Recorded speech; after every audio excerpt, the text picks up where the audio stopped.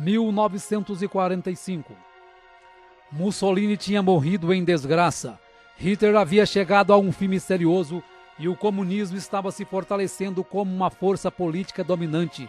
As 3 primeiras visões já haviam se cumprido. Agora William Branham se sentia mais otimista acerca de seu ministério, pois Deus cumpria cada visão que lhe dava.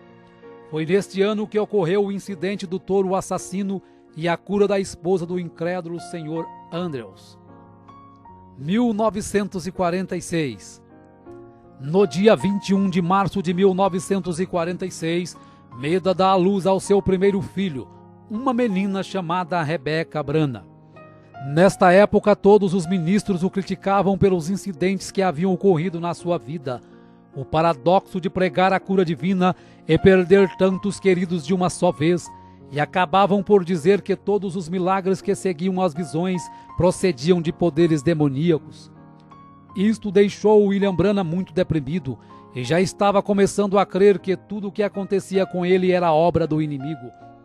7 de maio de 1946, um dia que marcaria William Branham para o resto da vida. Em meio a um grande desespero, William Branham deixa $17 para Meda se sustentar e vai para a caverna Greens Mill, o lugar onde ele fazia contato direto com Deus, e diz para Meda que não voltaria enquanto Deus não o tirasse desta opressão. Após muito clamar a Deus, um anjo lhe aparece e o comissiona dizendo que Deus irá enviá-lo para levar ao mundo um dom de cura. Para que as pessoas pudessem crer nele, era necessário que ele fosse apenas humilde e sincero, e seria-lhe dado 2 sinais como foi dado a Moisés. O primeiro seria que, ao pegar na mão direita do enfermo com a sua mão esquerda, poderia detectar a presença de alguma enfermidade. E o segundo seria que, por meio de uma visão, ele diria até os mais profundos pensamentos e intenções dos corações. Assim sendo, todos terão que crer. Em seguida, o anjo lhe mostra através das Escrituras que Jesus em seu ministério discernia os pensamentos e intenções dos corações e curava os enfermos. Enquanto isso, os homens religiosos chamavam isso de obra de demônios e chamavam-no de Beelzebu. Quando o anjo se foi, o irmão Branham retornou para casa convicto de seu ministério. Em um domingo, quando entrou à sua igreja, ouviu aos irmãos cantando "Somente crer". Quando sentiu a presença do anjo se aproximar, percebeu que este estava destinado a ser o seu hino tema. Passado alguns dias, William Branham procura o Dr. Roy Davis para contar acerca da sua comissão, e novamente o Dr. Davis diz que ele está apenas cansado e que foi apenas um sonho. Mesmo com a falta de incentivo, o irmão Branham estava determinado a seguir a comissão do anjo. Neste ano ele começa a exercer os sinais que a ele foi dado pelo anjo. Pessoas começam a procurá-lo para serem curadas. Através do primeiro sinal, do pegar na mão direita da pessoa enferma, curas e milagres começaram a acontecer. Um dia, o pai de uma criança curada por William Branham o convida para uma semana de avivamento e cura em St. Louis. E durante as reuniões em St. Louis, o irmão Branham fazia a chamada de altar para as pessoas que estivessem enfermas recebessem a oração da cura. No término da semana, os ministros de St. Louis estavam perplexos ao verem tantos prisioneiros serem libertos, câncer desaparecer, tuberculose sumir, surdos ouvirem, cegos verem, aleijados andarem, e por isso pediu para que o irmão Branham ficasse mais uma semana. Após 11 dias de cultos, o irmão Branham teria tocado e orado por mais de 1000 pessoas. Fisicamente, o irmão Branham estava esgotado, porém realizado por ter feito o que Deus lhe pedira, se dedicar por tempo integral ao ministério. Não muito tempo depois de chegar de St. Louis, um telegrama chegou do reverendo Adams de Arkansas, o convidando para uma campanha de cura por uma semana na sua cidade. Em agosto de 1946, William Branham estava em Camden, Arkansas, em um ginásio escolar. Na primeira noite, a coluna de fogo desceu sobre o irmão Branham no ginásio, operando curas, fazendo pessoas correrem, gritarem, desmaiarem. Um fotógrafo capta o momento em que a coluna estava sobre a cabeça do irmão Branham. Após uma semana de cura, teve que sair escoltado pela polícia, pois a multidão não o permitia nem andar. Após Camden, William Branham fez uma campanha de cura de uma semana em Pine Bluff e logo depois vai a Little Rock, a capital do estado de Arkansas. Do verão até o outono de 1946, William Branham pregou através de Arkansas sem parar, sem tempo para descanso. Eram comuns reuniões acabarem às 3 horas da manhã, e após os cultos, quando o irmão Branham exausto começava a cochilar, o telefone tocava, e do outro lado da linha uma pessoa enferma precisando de oração, e mesmo a quilômetros de distância dali, o irmão Branham nunca desprezou nenhum pedido de oração, indo até o enfermo e fazendo a oração da cura. Uma campanha de 8 dias em Jonesboro reuniu o maior número de pessoas que já haviam assistido um culto com o irmão Branham. Uma estimativa feita pelo jornal calculou 28 mil pessoas. O irmão Branham faz uma declaração valente que pretendia ficar ali no púlpito até a última pessoa enferma passar pela fila de oração. O primeiro dia e noite passaram, e o irmão Branham apenas tirava algumas horas para se deitar atrás do púlpito para cochilar, e quando acordava, a fila de oração ainda estava aliada, com o próximo enfermo esperando sua vez para receber oração. William Branham tomava suas refeições do lado do púlpito, assim ele podia continuar orando pelos enfermos o dia todo. Muitos ficavam dentro do auditório dia após dia, apenas enviando alguém para trazerem sanduíches quando tinham fome. Após 8 dias e noites orando, o irmão Branham se encontrava tão exausto, tanto física quanto mentalmente, que ao se deitar não conseguia adormecer. A fila de oração continuava crescendo cada dia mais, e já estava maior do que quando começou no primeiro dia, porém ele não conseguia continuar ali nem mais uma hora. Após 3 meses de campanha, William Branham volta para casa com 9 quilos a menos. Quando chegou em casa, havia aproximadamente 200 pessoas o aguardando, pois em todas as reuniões ele deixava seu endereço, para que quando alguém precisasse de oração, viesse até Jeffersonville em sua casa. Orou por estas pessoas até 2 horas da manhã, mesmo quando tentou dormir, carros continuavam chegando à sua porta por toda a noite. 1947. Embora não recuperado totalmente de seu esgotamento, em fevereiro de 1947, longas campanhas continuaram com oração pelos enfermos, sendo registrado aproximadamente 2.500 pessoas recebendo oração por dia. Passou por Louisiana, Texas, Arizona e pela primeira vez em Los Angeles, Califórnia. Em uma destas reuniões na Califórnia, ao curar uma mulher com câncer, em seguida seu esposo manda alguns rapazes levar um cheque de $1,5 milhão para William Branham, que mesmo vivendo em meio a uma grande pobreza, decididamente o recusa, pois quem havia curado sua esposa não era ele, e sim Jesus Cristo. Em todas estas reuniões, os irmãos Jack Moore e Hugh Brown o acompanhavam de perto, carregando o irmão Branham praticamente inconsciente da plataforma e o levando para os hotéis. Jack Moore estava exuberante com esse ministério fenomenal, então viaja para convidar Gord Lindsay, um editor de uma revista, para presenciar também tamanhos milagres. Em abril de 1947, pregou em Phoenix para pessoas que tinham como língua o espanhol. Foi a primeira vez que prega com um intérprete. Em maio de 1947, após um culto de cura, ao dividir o quarto com Billy Paul, de 11 anos, o anjo de Deus aparece ao irmão Branham numa madrugada. O irmão Branham pede permissão para que Paul o veja também. Então ele acorda Billy Paul para ver o anjo que sempre está ao lado de seu pai. Ao amanhecer, o irmão Branham olha pela janela do hotel e vê caminhões carregando cadeiras de rodas, macas e muletas acumuladas do culto de cura da noite anterior. Nesta noite o anjo lhe repreende, dizendo que ele estaria confinando muito o dom de cura para realizar milagres. O anjo queria dizer que o irmão Branham procurava sempre realizar um milagre para levar as pessoas a crerem na cura. Na última noite de uma campanha em Calgary, enquanto o irmão Branham estava meditando, o irmão Jack Moore inicia o culto contando as dificuldades financeiras de William Branham, de como sua esposa Meda e seus filhos vivem em uma casa precária, com portas mal vedadas e sem água encanada, e de como ele não media esforços para viver em função do ministério e das pessoas necessitadas. Então ele dá uma oportunidade para os irmãos darem uma oferta de amor, que seria exclusivamente para comprar uma nova casa para William Branham. Quando o irmão Jack Moore vai entregar o valor arrecadado para William Branham, ele ainda rejeita, mas pela insistência e não ser possível mais devolver o dinheiro, relutantemente ele aceitou a oferta. 1948.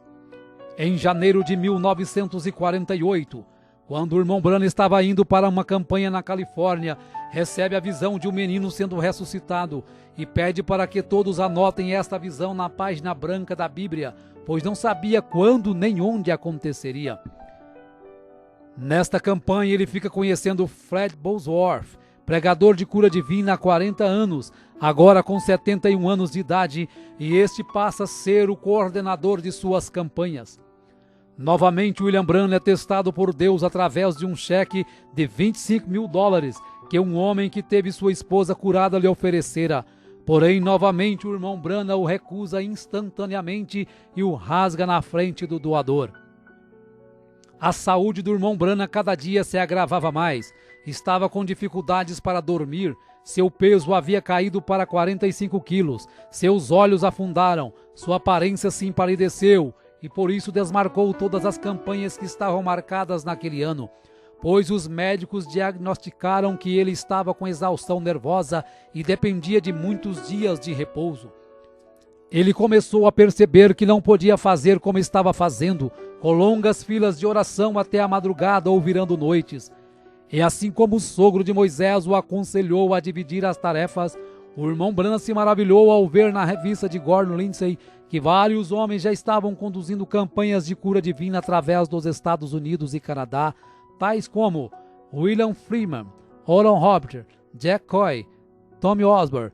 E o que mais o entusiasmou foi saber que o seu próprio ministério foi o que havia influenciado estes homens de uma maneira direta ou indireta. Ele estava então disposto a não continuar jogando toda a carga para cima de si, mas fazer somente o que seu físico permitisse. Percebeu ainda através de uma visão que de 7 em 7 anos de sua vida aquela condição nervosa voltava e afetava o seu estômago.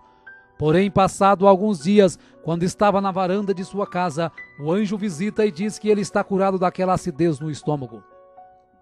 Após William Branham ter melhorado e ganhado 6 quilos, Aaron Buster e Fred Bosworth, como administradores das campanhas, começam a analisar as falhas cometidas no passado, como reuniões de cura divina terminar nas altas horas das madrugadas, fazendo com que o irmão Branham chegasse a um nível crítico de cansaço físico e mental. Decidiram então limitar o número de pessoas nas filas de oração e, para selecionar as pessoas, concordarem em usar os cartões de oração numerados, que deveriam ser entregues antes de começar os cultos. Desta forma, os administradores podiam monitorar sua força e encerrar o culto assim que eles sentissem que William Branham já tinha orado o suficiente. Em 14 de maio de 1948, Israel se declara uma nação independente, e o irmão Branham rapidamente associa esse fato com a figueira brotando descrita em Lucas 21. 1949. No dia 24 de julho de 1949, o curso da história cristã para William Branham mudaria para sempre. Quando estava pregando para 10.000 pessoas, ele tinha chamado a fila de oração, enquanto os oficiais reuniam 15 pessoas em ordem numérica. Quando chegou a primeira irmã para receber a oração, o irmão Branham já não fez como sempre havia feito nos cultos de cura, segurando a mão direita da pessoa enferma, mas simplesmente começou a ter visões de episódios que haviam acontecido e que aconteceriam com aquela pessoa. A partir de então, ele percebeu que o segundo sinal que o anjo havia lhe dado estava começando a entrar em evidência, que era ver até os segredos mais profundos do coração. Algumas pessoas criam na visão e outras pensavam que era telepatia ou algo arranjado. Numa campanha em Windsor, com aproximadamente 8.000 pessoas, no final da fila de oração, um jovem sem enfermidade tenta desmascarar o irmão Branham. Diz que tem tuberculose e que quer ser curado. Porém, Deus mostra a trama ao irmão Branham e ele diz que a partir daquele momento o jovem teria realmente tuberculose para o resto da vida. Isto leva o jovem ao desespero, porém já é tarde demais. Aquelas visões o enfraqueciam muito, por isso 20 visões por noite já faziam o irmão Branham tremular de fadiga. Milhares de cartas chegavam de vários lugares com pedidos de oração. Não sendo mais possível atender tantas cartas, ao ler o livro de Atos no capítulo 19 e ver que o apóstolo Paulo orava pelos lenços, ele sentiu de fazer o mesmo. Porém, como não tinha condições de comprar tantos lenços, Ele cortava um grande lençol em pedaços, orava por cada um, e seus administradores, Fred Bosworth e Ernie Buster, enviava por carta de volta para cada pedido de oração, explicando na carta para o enfermo que deveria guardar seu pano orado na Bíblia na passagem de Atos 19. Não passou muito tempo quando começaram a chegar cartas com testemunho das pessoas que haviam recebido os panos orados. Uma campanha em Fort Wayne, Indiana, quando acabara de curar uma criança com pólio, a organista, ao ver isto, levantou suas mãos e gritou, enquanto sobrenaturalmente as teclas do piano continuaram sozinhas a tocar o mesmo hino. Nesta mesma noite que John Ryan, um velho homem cego, é curado, porém sua cura só é efetivada alguns dias depois, quando estava na barbearia. 1950. Em janeiro de 1950, os administradores do irmão Branham agendaram uma campanha de 17 noites em Houston, Texas. Embora muitos ministros da cidade contribuíram para as reuniões, Dr. Best, um ministro local, colocou um grande anúncio no jornal criticando o irmão Branham e a cura divina. Dr. Best queria um desafio em público para provar que cura divina não existia. Então o irmão Branham envia Fred Bosworth em seu lugar para o debate que aconteceria no Coliseu Sam Houston, no Texas. O William Branham assistiu o debate em um lugar do auditório disfarçado, e após Bosworth e Best muitos se debaterem, o anjo se aproxima do irmão Branham e fala para ele descer até a plataforma. Era 24 de janeiro de 1950, e o Dr. Best havia contratado alguns fotógrafos do estúdio Douglas para desmascarar o irmão Branham como impostor. E quando o irmão Branham começou a falar sobre o seu nascimento sobrenatural e o dom de cura que Deus havia lhe dado, aquele ralo de luz desceu e pairou sobre sua cabeça. Enquanto isso, os fotógrafos rapidamente aproveitam para fotografar o momento em que a luz estava sobre ele.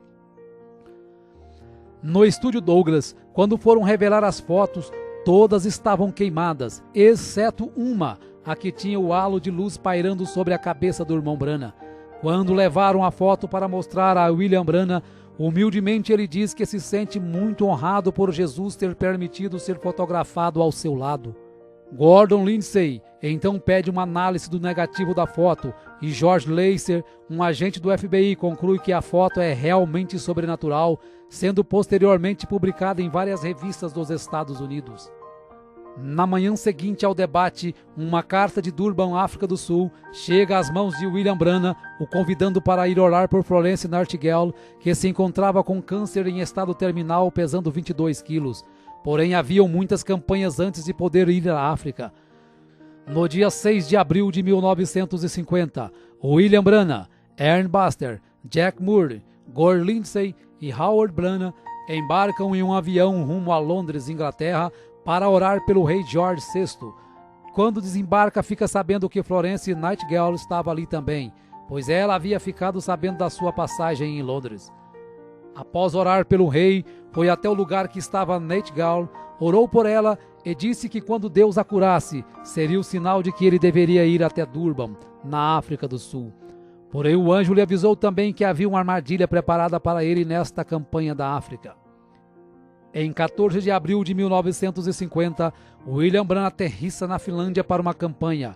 Em 21 de abril, após o almoço, quando estavam descansando, percebe um acidente no qual um carro havia atropelado 2 garotos.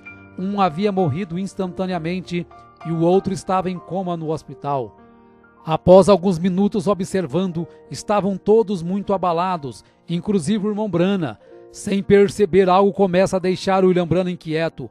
E quando começa a olhar em volta, pede para que Lindsay e Moore olhem rapidamente na página branca de suas Bíblias acerca da visão que ele havia contado na América.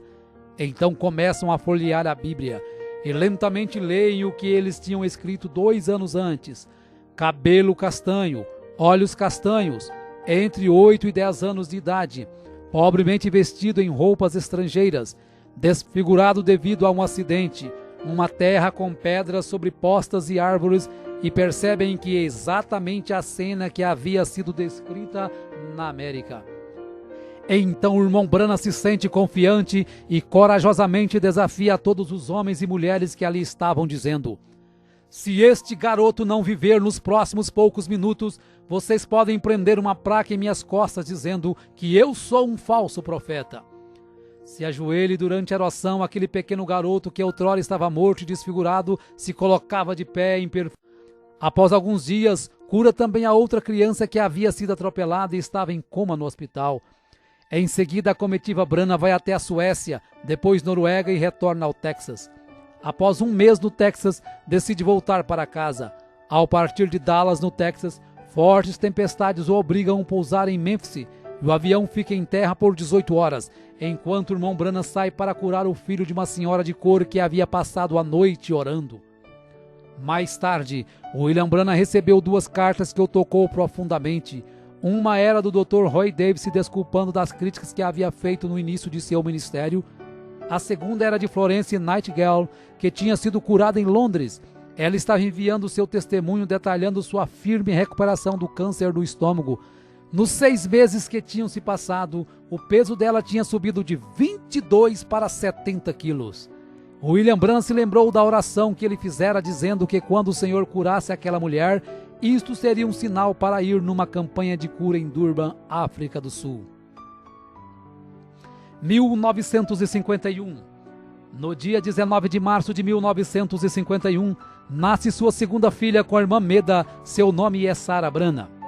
Em 22 de julho de 1951, quando estava numa campanha em Toledo, Ohio, ao sair para almoçar, o irmão Branham tem a visão do arco-íris de sangue depois de ter condenado aquelas pessoas no bar. Volta e conduz a mulher que estava vestida indecentemente a Cristo. No dia 6 de outubro de 1951, a comitiva de William Branham aterrissa em Johannesburg, África do Sul. Johannesburg estava sendo abalada pelo profeta William Branham. Cada reunião estimava-se aproximadamente 15 mil pessoas. Quando Ernest Baxter o avisou que estariam partindo para outras cidades do sul, o anjo mostra ao irmão Branham que ele não deveria ir embora de Johannesburg agora. Deveria ficar em Johannesburg por mais 2 semanas e logo depois, mais 10 dias numa caçada com Sidney Jackson, um homem que ele conheceria dias depois. Após isto, deveria ir direto a Durban e ficar o tempo que Deus quisesse que ele ficasse. Foram muitas horas de discussão para tentar convencer os coordenadores da campanha acerca do que Deus havia lhe dito, porém de nada adiantou, pois o comitê organizador já havia gastado muito dinheiro nos anúncios e estavam dispostos a continuar um roteiro independente do que o irmão Branham dissesse. O irmão Branham então foi orar a Deus, e quando estava orando à noite em seu quarto, recebe a visita do anjo que diz para ele ir para as cidades do sul com os coordenadores, conforme eles tinham programado. Porém, esta era uma vontade permissiva de Deus, e ele sofreria muito por isto. Nesta hora, William Branham recorda da visão quando o anjo lhe fala da armadilha que estava preparada para ele na África. Após vários dias de campanha por várias cidades, a comitiva chega a Durban, em 20 de novembro de 1951. O abdômen de William Branham doía muito, e logo ele percebeu que era por sua desobediência. Os cultos seriam realizados no hipódromo Greyville e os sermões seriam pregados com auxílio de 15 intérpretes. Na primeira noite, o irmão Branham nota a grande quantidade de raças e o administrador lhe explica que Durban era a única cidade que o governo permitia colocar todos no mesmo lugar. Então o irmão Branham entendeu o porquê Deus queria que ele fosse direto para Durban. O profeta continua sentindo fortes dores no abdômen, mesmo quando estava orando e os enfermos sendo curados. Ele pedia para ser curado também, mas não era respondido, e se viu merecedor daquela rejeição pela desobediência. Em um momento chegou a ser tirado da plataforma chorando de dor. Todos os recordes de frequência estavam sendo quebrados naquelas reuniões. No culto de domingo à noite, estimou-se aproximadamente 50 mil pessoas. Foram tantas curas e libertações que quando o prefeito da cidade chamou o irmão Branham na janela do hotel, ele ficou atônito vendo 7 caminhões de gado abarrotados de cadeiras de rodas, muletas, macas e aparelhos, sendo seguidos por uma multidão de nativos de todas as tribos, ombro a ombro, sem inimizade, cantando somente crer, tudo é possível somente crer.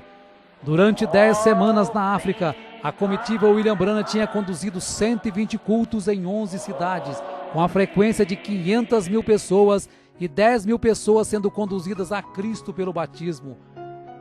Tudo isso exigiu que o irmão Fred Bosworth continuasse na África por mais um mês para ajudar aos ministros locais a estabelecerem os novos convertidos a Cristo.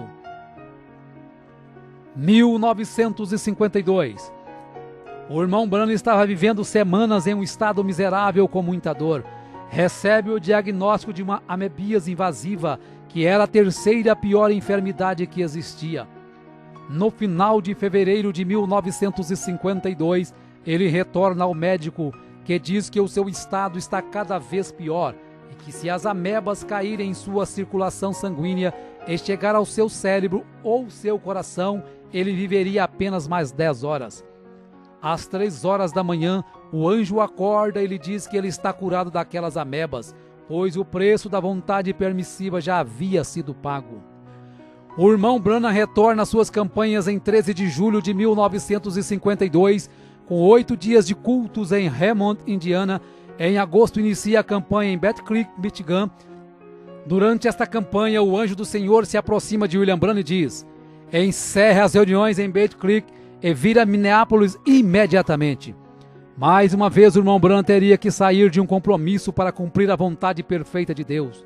Só que dessa vez ele não desobedeceu a Deus, passando no teste que Deus lhe dera, mostrando o que aprendera com o acontecido na África. 1953. Após alguns meses de campanha em 1953, passando pela Flórida, Arkansas e Indiana, o irmão Branham decide passar o resto do verão descansando em casa. Neste verão, quando estava no quintal de sua casa, é surpreendido por um enxame de abelhas que o teriam matado se não fosse a manifestação do amor divino. Em agosto de 1953, o profeta recebe a proposta do pastor Leroy Cope de Los Angeles para fazer um filme documentário acerca do seu ministério, o qual Cope chamaria de O Profeta do Século XX. Em uma manhã de agosto começaram as gravações. Foi neste período que Billy Paul, com 18 anos, começou a se distanciar dos caminhos de Cristo. Mesmo sendo aconselhado por seu pai, decidiu tomar o caminho errado. Após algum tempo de rebeldia, se encontra na cama de um hospital, quando o anjo ordena que William Branham vá até ele. No quarto do hospital, o irmão Branham avisa que é ele que tem que orar, pois ele que pecou. Após sua oração, ali mesmo Billy Paul é curado e levado de volta para os caminhos de Cristo. 1954. Em setembro de 1954, começou sua terceira viagem além-mar, voando para Portugal. Saindo de Portugal, voou para Roma, na Itália, onde tinha uma audiência marcada com o Papa. Porém, a cancelou logo que lhe foi descrita as formalidades de beijar o seu anel e chamá-lo de Santo Pai. Saindo de Roma, voou até Cairo, no Egito, onde visitou as pirâmides. No dia seguinte, seu entusiasmo havia crescido, pois estava indo para Jerusalém. Porém, quando estava esperando o voo no aeroporto, o anjo lhe diz para não ir, porque ainda não era a hora e a Palestina não era seu lugar. Não seria fácil, mas ele teve que ignorar todos que o aguardavam na Palestina e obedecer ao mandado de Deus. Então ele remarca sua passagem para Atenas, na Grécia. Partindo da Grécia, voou para a Arábia Saudita e dali para Bombai, na Índia. Em Bombai, o público supera todos os recordes de todas as reuniões já presenciadas pelo irmão Branham. O prefeito estimou 500 mil pessoas em um só culto. Ao voltar da Índia, com o corpo exausto, em outubro vai para as montanhas do Colorado caçar e retorna ao lar reanimado corporalmente. 1955. Após 7 anos de evangelismo internacional, ele estimou que 500 mil pessoas tinham aceitado a Cristo como seu Salvador, e não era possível estimar quantos milhões receberam a cura através de suas orações. Já que suas campanhas de cura divina atraíam multidões internacionais, ele sempre pregava sermões simples, esperando minimizar as críticas e aumentar a aceitação. Sabendo que Deus estava lhe chamando para ensinar mais doutrina, em janeiro de 1955, pregou 13 vezes em 11 dias na Igreja Filadélfia de Chicago, Illinois. Vários sermões doutrinários foram entregues e, entre eles, o princípio e o fim da dispensação gentílica. A partir de então ele sabia que seu novo compromisso era passar mais tempo em cada campanha, ensinando fundamentos da Bíblia. Isso sem dúvida alguma estava fazendo algumas pessoas se sentirem desconfortáveis. Sob a coordenação de Jack Moody e Hugh Brown e com Billy Paul na distribuição dos cartões de oração, o irmão Branham fez várias outras campanhas, entre elas Phoenix, Arizona, quando teve a visão de Adão saindo do jardim do Éden com Eva por sua própria vontade, e em seguida foi orar pelos índios apaches em São Carlos. Em 4 de março de 1955 foi a Los Angeles, Califórnia, e lá percebeu que filmes e apresentações de televisão estavam distanciando muitas pessoas das coisas de Deus, pois a frequência em suas campanhas estavam caindo nos últimos 3 anos. A cura divina já não estava sendo tão acreditada, por ter surgido tantos charlatões com todos os tipos de teorias e sentimentos estranhos e chamando isto de sinais de Deus. William Branham percebe que a igreja pentecostal estava se esfriando muito, estavam começando a criar grupos e denominações, então começa a luta para levar o povo a viver a verdadeira vida cristã acima de qualquer dogma ou denominação. Em 1950, o irmão Branham ouve uma voz dizer que ele teria um filho, e este se chamaria José, apesar de ter tido apenas 2 filhas, e o médico dizer que Meda não poderia mais gerar filhos. No dia 19 de maio de 1955, nasce seu 3º filho com Meda, chamado José Branham. Em 18 de junho de 1955, William Branham aterrissa em Zurique, na Suíça, com a programação de falar por 9 dias. Estima-se 50.000 pessoas que aceitaram a Jesus como seu salvador pessoal durante esta campanha. Após sua campanha em Zurique, William Branham passa alguns meses descansando com sua família e no dia 24 de julho de 1955 prega a mensagem Espíritos Sedutores, pois percebe que os ministros não pregavam contra a carnalidade e alguém tinha que fazer aquilo. Alguns dias depois, cura a gambá que havia sido atropelada e estava parada na sua porta. A convite de um pastor, em 11 de abril de 1955, William Branham e seus coordenadores voam para uma campanha em Karlsruhe, na Alemanha, e em seguida vão para Lausanne, na Suíça. No final da campanha, 40 ministros se ajuntaram para uma entrevista com William Branham no saguão do hotel. Após algumas perguntas, os fotógrafos que estavam presentes, ao perceberem o halo de luz sobre a cabeça do irmão Branham, tiram 4 fotos sequenciais, sem a ajuda do flash, mostrando claramente a mesma coluna de fogo que guiou o povo de Israel na saída do Egito. Após a última campanha do ano em San Fernando, na Califórnia, uma visão mudaria o curso do seu ministério. O anjo aparece e lhe fala de como ele deveria ganhar as almas para Cristo e lhe mostra as 3 puxadas. A primeira foi quando ele tomou as pessoas pela mão e pôde sentir as vibrações de suas enfermidades. A segunda foi o discernimento que lhe permite saber os segredos dos corações. E a terceira será algo mais reservado, não será um show público. Esta visão o deixa muito inquieto e preocupado, pois ainda não sabia o que seria a terceira puxada. 1956. No dia 16 de março de 1956, William Branham, acompanhado de Billy Paul e seus administradores atuais, Jack Moody, Young Brown, Miner Arganbright, voam para a cidade de Tacubaya, no México. 25.000 pessoas lotavam o estádio de futebol em um dia chuvoso, quando uma mãe mexicana com um filho morto nos braços, desesperada, força todas as barreiras humanas para conseguir chegar à plataforma. O irmão Branham ainda tentou colocar o irmão Jack Moore para orar pela criança, porém uma visão faz com que ele ore e ressuscite aquele bebê. Neste ano pregou muitas mensagens na América, mostrando vários pontos doutrinários e sempre lutando contra a decadência moral do seu país. 1957. No dia 29 de junho de 1957, estava pescando com os irmãos Buck Woods e Lyle Woods. Ao fisgar um pequeno peixe que havia engolido o anzol e em seguida soltá-lo ao rio já morto, o anjo fala para o irmão Branham ressuscitar o peixinho. Isso foi para mostrar que Deus se interessa também pelas pequenas coisas. Em outubro de 1957, Quando estava caçando, chega um recado que seu irmão Howard, que lhe ajudara nas campanhas, acabara de morrer. Após o funeral de Howard, William Branham vai para Lakeport, na Califórnia, para uma curta campanha. Em um de seus sermões, um fotógrafo tira algumas fotos do seu lado, e na sequência das fotos é possível perceber que sua câmera conseguiu captar a nuvem do anjo do lado direito de William Branham. Em novembro de 1957, o evangelista Fred Bosworth, que foi considerado um pai para William Branham, morre com 84 anos de idade. 1959. Na primavera de 1959, o irmão Branham vai ao hospital orar por Linda Kelly, uma irmã que se desviara da igreja e agora estava entregando novamente sua vida a Cristo. Ela é curada de seu problema, porém após um dia ela morre no hospital. Esta notícia atordoou ao irmão Branham e em um momento de fraqueza diz que Deus devia satisfações a ele. Após 4 meses, ele recebe a visão de um piquenique no ano passado, quando Deus poupou a vida de Linda de morrer afogada, por ela não estar com a alma pronta para partir. Por isso Deus concedeu mais um tempo de vida para ela se preparar. Ao receber a visão, William Branham se entristeceu muito por ter cobrado satisfações de Deus.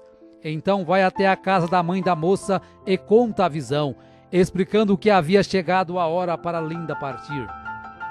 Um dos fardos mais pesados na vida de William Branham em 1959 foi a contínua luta com a Receita Federal, acerca de cheques que ele recebia para as campanhas. Por ser tão pressionado, chega a dizer que não está em casa quando seu advogado, o Sr. Orbison, liga para uma conversa. Imediatamente, arrependido do que fez, vai ao escritório do seu advogado e pede perdão, dizendo que mentiu quando pediu para dizer que não estava em casa. Isto elevou ainda mais a estima que o Sr. Orbison tinha por ele, e apesar de se sentir bem melhor, na manhã seguinte vai ao Greens Mill para pedir perdão a Deus. No dia 8 de outubro de 1959, o irmão Branham estava na mata esperando esquilos, pensando acerca de uma escritura que o deixava confuso, que diz: qualquer que disser a este monte, ergue-te daqui e lança-te no mar, e não duvidar, aquilo que pede lhe sucederá. No momento, uma voz explica a escritura e diz para ele pedir o que quiser. William Branham então pede que 3 esquilos avermelhados apareçam em lugares improváveis de estarem. Quando os esquilos aparecem, ele os mata e leva para comer. No dia 11 de novembro de 1959, o irmão Branham e alguns amigos vão à fazenda dos Wrights para buscar o vinho da ceia. Lá encontra Hat Moser com seus filhos, seus pais e sua irmã Edith, que vivia sob uma cadeira de rodas. Ao contar a experiência dos esquilos, Hat Moser crê no que o irmão Branham disse, e nesta hora o anjo diz para o irmão Branham falar para ela pedir o que quiser, que isso será feito. Após alguns instantes, ela ignora qualquer quantia em dinheiro, ignora sua irmã na cadeira de rodas e pede a conversão de seus 2 filhos, que imediatamente se convertem a Cristo e recebem o batismo no nome do Senhor Jesus Cristo. 1960. No dia 8 de maio de 1960, às 7 horas da manhã, quando o irmão Branham ainda estava deitado, o anjo o levou a ver além da cortina do templo. No momento seguinte, ele estava numa planície e milhares de pessoas corriam em sua direção gritando: "Nosso precioso irmão!" Todos pareciam ter não mais de que 20 anos. Ele ficou confuso, e o anjo lhe disse que eram seus convertidos na terra. Uma moça o abraça, e quando ele diz que não a conhece, o anjo diz que esta era uma senhora de 90 anos que ele havia conduzido a Cristo na terra. Após algum tempo vê Hope, depois o seu cavalo Prince e o seu cachorro Fritz, e o anjo diz que tudo o que ele mais amava na terra estava ali. Quando fica sabendo que ele seria julgado juntamente com seu povo, se entusiasma por saber que o apóstolo Paulo também seria, e tudo que Paulo pregou ele havia pregado. De repente ele estava de volta naquele velho corpo deitado, mas dali em diante sua vida nunca mais seria a mesma. 1963. Em 28 de fevereiro, em Tucson, no Arizona, 7 anjos de Deus em formação de pirâmide compõem uma nuvem sobrenatural, e o irmão Branham, juntamente com o irmão Fred Sotman e o irmão Gene Norman, estavam ali como 3 testemunhas. Diversos observatórios fotografaram a nuvem e a fotografia foi publicada na página 112 da revista Life em 28 de maio de 1963. Em março deste mesmo ano, essa aparição precedeu a abertura dos selos, que ocorreu nos dias 17 a 24 de março de 1963. A revelação dos 7 selos é o que confirmou seu ministério como sendo o ministério do 7º anjo de Apocalipse 10:7 e do Elias de Malaquias 4, 5 e 6. Seu ministério foi marcado por visões, milhares de curas, milagres e maravilhas. Seria impossível estimar a quantidade de pessoas conduzidas a Cristo. Cegos enxergaram, surdos ouviram, câncer caiu na plataforma, tuberculose desaparecia e várias outras enfermidades eram abolidas. O que muito admirou a muitos dos seus coordenadores foi que durante todas suas campanhas nunca precisou pedir dinheiro para custear nenhuma delas, pois ele prometeu que permaneceria no campo enquanto Deus suprisse suas necessidades. Quando conheceu as mansões que Oral Roberts e T.L. Osborne haviam construído com o dinheiro arrecadado durante as campanhas, se sentiu indigno por ter apenas alguns dólares em sua conta bancária e saber que o ministério destes homens haviam saído do seu ministério. Porém Deus se aproxima e diz ao irmão Branham: eu sou a sua porção. 1965. No dia 18 de dezembro de 1965, o irmão Branham estava retornando de Tucson, no Arizona, a Jeffersonville, Indiana, e havia programado ao retornar pregar sobre um tema intitulado A Trilha da Serpente. Na viagem estava Billy Paul com sua esposa Lois, seu filho Paul e José Branham em um carro, e no outro carro logo atrás estavam William Branham com sua esposa Meda e sua filha Sarah. Era aproximadamente 7:30 da noite quando o carro do irmão Branham colidiu de frente com outro veículo conduzido por 2 mexicanos embriagados, que estavam dirigindo na contramão e com o farol esquerdo queimado. Quando Billy Paul olhou no retrovisor e percebeu o acidente, volta e encontra morto um dos rapazes mexicanos e sua família em estado muito grave presa às ferragens. Billy Paul pediu para seu pai falar a palavra e ele sairia daquelas ferragens imediatamente. Porém, o irmão Branham disse que o dom era para ser usado para os outros e não para si mesmo.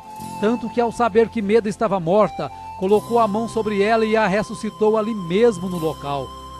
Quando o corpo de William Branham em coma deu entrada no hospital, muitas pessoas que estavam internadas até mesmo na UTI foram curadas instantaneamente.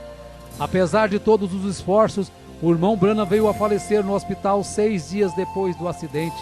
As irmãs Meda e Sarah, com algumas fraturas, receberam alta alguns dias depois. O irmão Branham morreu aos 56 anos de idade, em 24 de dezembro de 1965, às 5 horas e 49 minutos. E como era o seu desejo, Billy Paul, juntamente com os irmãos que estavam ali no hospital na hora da notícia do seu falecimento, tiraram os chapéus e cantaram a estrofe do hino: somente crer, tudo é possível, somente crer. O irmão Branham foi sepultado alguns meses depois, em abril de 1966. Porém, sua morte não pôs fim a seu ministério, e hoje, 100 anos após o seu nascimento, nós podemos dizer que muito em breve estaremos estreitando sua mão e diremos juntos: nosso precioso irmão, obrigado pelo seu esforço, pela sua renúncia, por seu ministério. Estamos unidos hoje para estarmos juntos amanhã. 2009, 6 de abril de 2009. Ainda ressoa a voz de Deus através da mensagem do profeta William Marion Branham. Por enquanto estaremos nos reunindo e pregando esta mensagem a todos os povos e nações. Até nos encontrarmos com Jesus.